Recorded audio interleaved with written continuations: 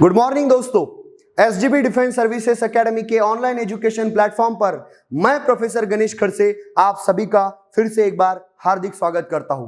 तो दोस्तों, last lecture तक हमने देखा था कि सर एग्जैक्टली एनडीए एग्जामिनेशन में हिस्ट्री सब्जेक्ट का क्या महत्व है, और साथ ही साथ हमने ये भी जान लिया था कि हिस्ट्री से रिलेटेड एनडीए एग्जामिनेशन में कितने सवाल आएंगे और कितने मार्क्स का उसका वेटेज रहेगा।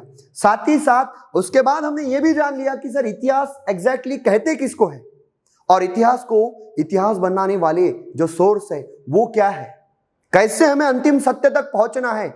इस कहानी के दौर में इन सच्चाई तक ही पहुंचना इतिहास का उद्देश्य है, ये सब हमने समझ लिया था। तो दोस्तों, आज इस लेक्चर में हम एनडीए एग्जामिनेशन से जुड़ा हुआ हिस्ट्री का पहला टॉपिक कवर करने वाले हैं, और जिस टॉपिक का नाम है इंडस वैली सिविलाइजेशन।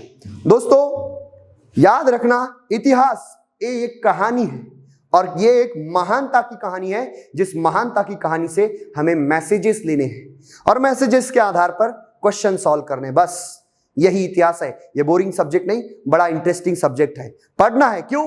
महान बनना है। बस ये सूत्र याद रखना, काम पर लग जाना। दोस्तों, आइए तो शुरू करते हैं हमारे इस इंडस वैली सिविलाइजेशन के टॉपिक को। बट पहले आज का कुछ होमवर्क मैं आपको देना चाहता हूं। आप अगर किसी भी एग्जामिनेशन की तैयारी कर रहे हो तो आपको इस महान देश की जो ज्योग्राफी है, या फिर उसके स्टेट्स है, या फिर उसकी बॉर्डर्स है, इसकी जानकारी आपको होनी चाहिए। कौन सा राज्य कहां पर है, कौन सी दिशा में है, उसको लगकर कौन से अलग राज्यों की सीमा है, या फिर किसी देश की सीमा है, ये सब जानकारी हमें मालूम होनी चाहिए। दोस्तों, आज का आपका होमवर्क यही रहेगा। भारत में कितने स्टेट्स हैं और कितनी यूनियन टेरिटरी है और इसके नाम क्या है, ये सब आपने जानना है। और साथ ही साथ एक कोशिश करना एटलास की एक किताब खरीदने की, जहां से आपको सारे मैप के बारे में और सारे राज्यों के बारे में जानकारी मिले, क्योंकि इस मैप की जरूरत इतिहास समझने के लिए बार बार लगेगी। ठीक है, तो ये भारत का मैप आपने समझना है। तो आइए चलते हैं इंडस वैली सिविलाइजेशन के टॉपिक को आगे बढ़ाते हैं। इंडस वैली सिविलाइजेशन, पहले लास्ट लेक्चर में मैंने बताया था, Asiatic society of Bengal, founded by whom? William Jones.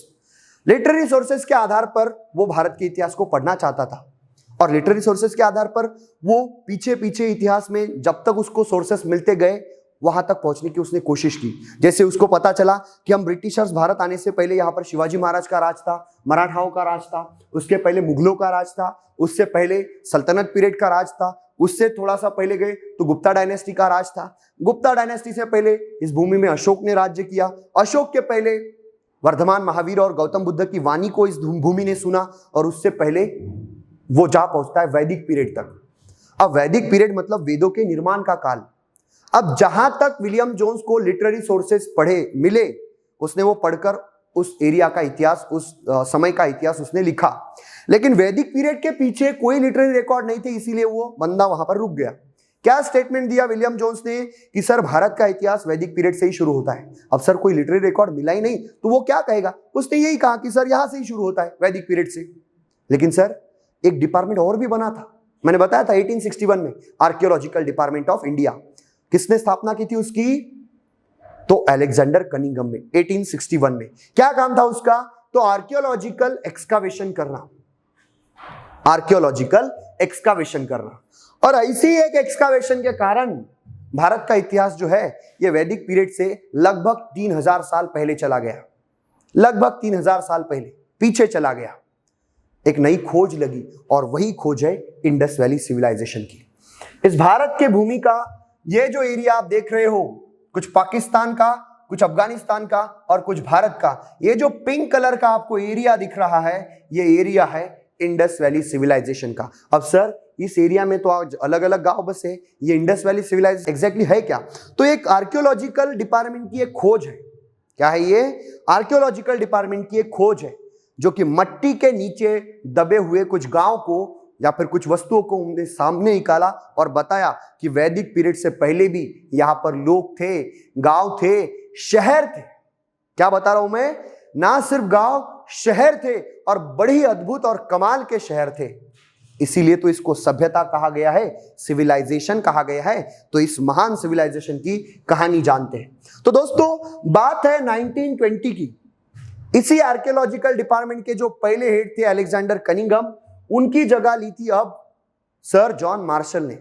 और सर जॉन मार्शल जब आर्कियोलॉजिकल डिपार्टमेंट के हेड थे तो उन्होंने अपनी अध्यक्षता में 2 भारतीय व्यक्तियों को 2 जगह पर एक्सकावेशन करने के लिए भेजा, जिसमें से पहली जगह थी हड़प्पा, जो कि आज के पाकिस्तान में है और रावी नदी के किनारे स्थित है। यहां पर भेजा दयाराम साहनी को, और उस बंदे ने, दयाराम साहनी ने, एक शहर खोज के निकाला जो कि मिट्टी के अंदर दबा हुआ था, और वो खोज लगी 1921 में। पहला शहर इंडस वैली सिविलाइजेशन का सामने आया, वो था हड़प्पा।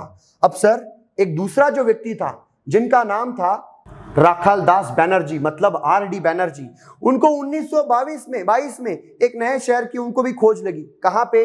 तो उनको भी पाकिस्तान में ही, और वो जो शहर था वो था मोहेंजोदारो, दबा हुआ डेड सिटी। कहां पे? पाकिस्तान में। और ये था सिंधु नदी के तट पे। सिंधु मतलब इंडस रिवर, इंडस और सिंधु दोनों नाम सेम है।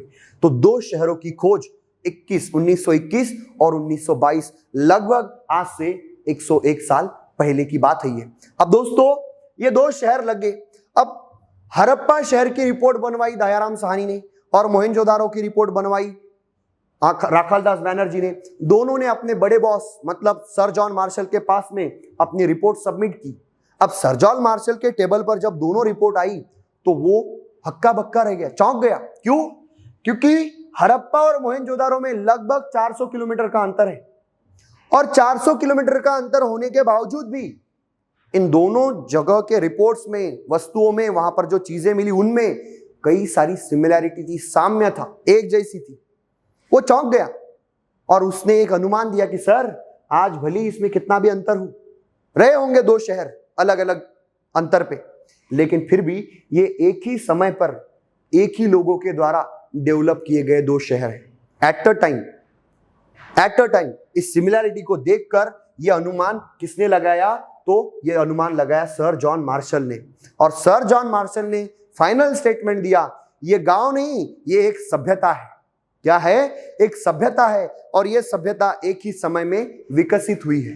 तो दोनों शहर एक दूसरे के समकालीन हैं, 2 अलग अलग जगह पर उन्होंने विकास में खुद को चरम पर पहुंचाया। और सर आगे जो खोज होती गई 1921-22 में तो ये पता चल गया कि शहर है, सिविलाइजेशन है। और आगे जो इसका जो काम चालू हुआ तो लगभग 1500 से ज्यादा हड़प्पा, मोहेंजोदारो, लोथल, रंगपुर, सुरकोटड़ा, ऐसे कई सारे शहर मिले। और पता चला कि सर ये जो सिटीज है ये सिर्फ पाकिस्तान में है, ऐसे नहीं, ये आज के भारत में भी है, आज के अफगानिस्तान में भी है।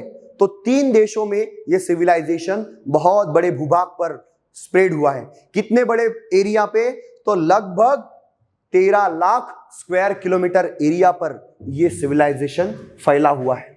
दुनिया में 4 पुरानी सिविलाइजेशन हुए दोस्तों, चाइनीज, मेसोपोटामिया, सुमेरिया, और एक है हमारा इंडस वैली सिविलाइजेशन।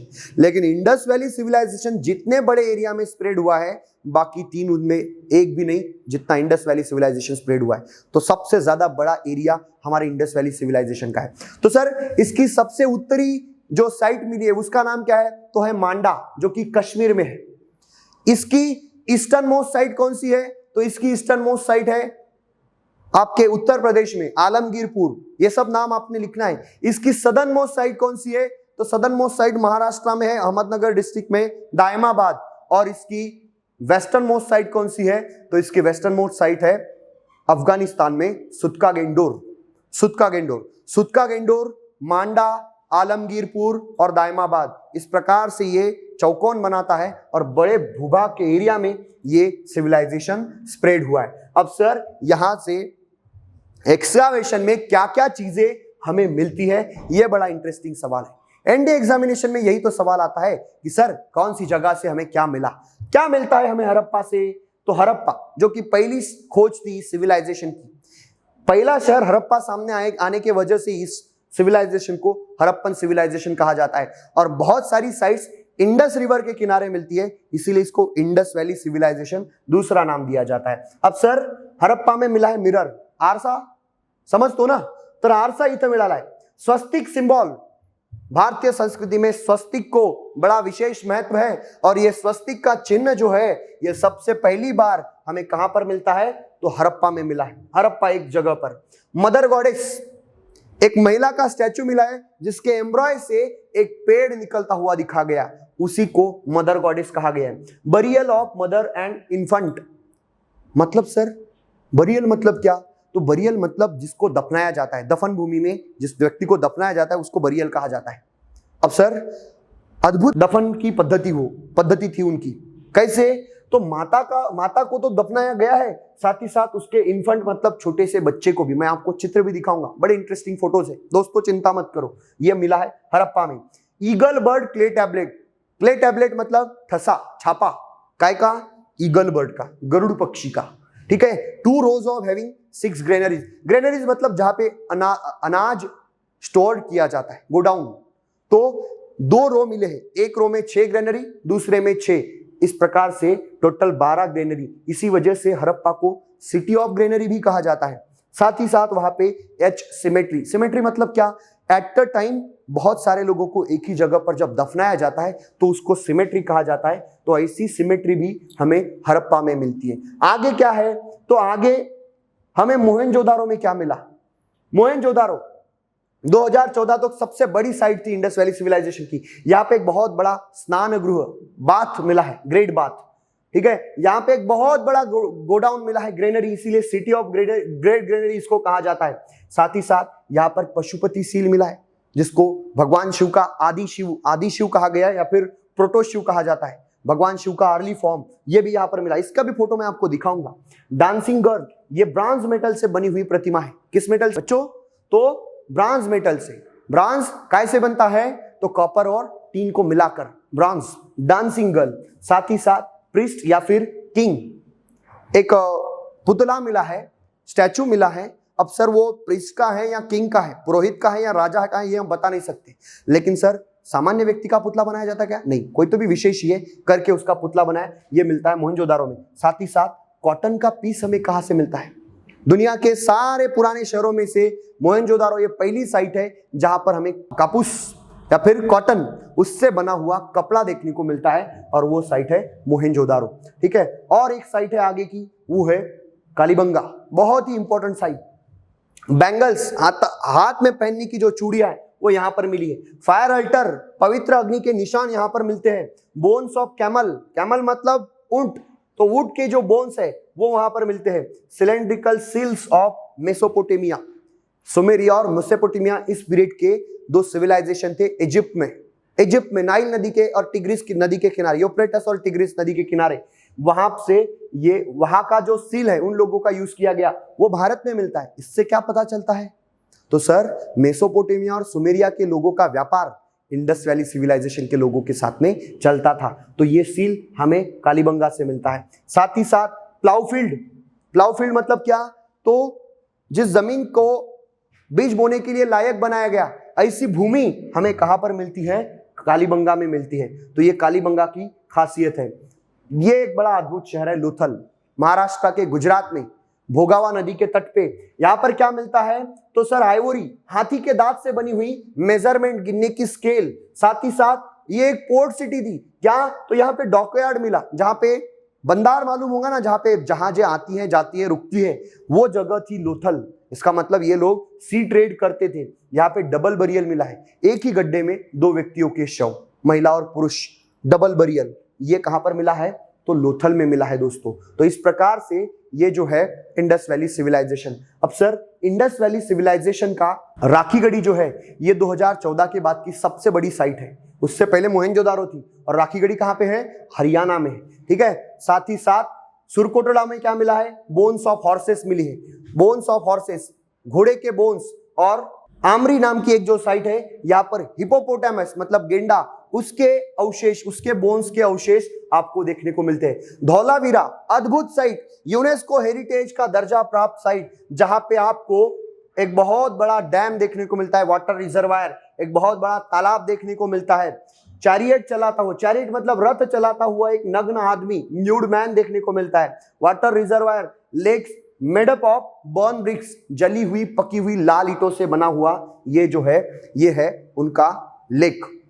तो वाटर मैनेजमेंट का एक जबरदस्त नमूना आपको धोलावीरा में देखने को मिलता है। धोलावीरा में खेलने का एक ग्राउंड भी मिला है दोस्तों, ये भी लिख लीजिए। तो इस प्रकार से धोलावीरा भी एक इंपॉर्टेंट साइट है। चाउंदरो में सजने संवरने का सामान, लिपस्टिक मिली है।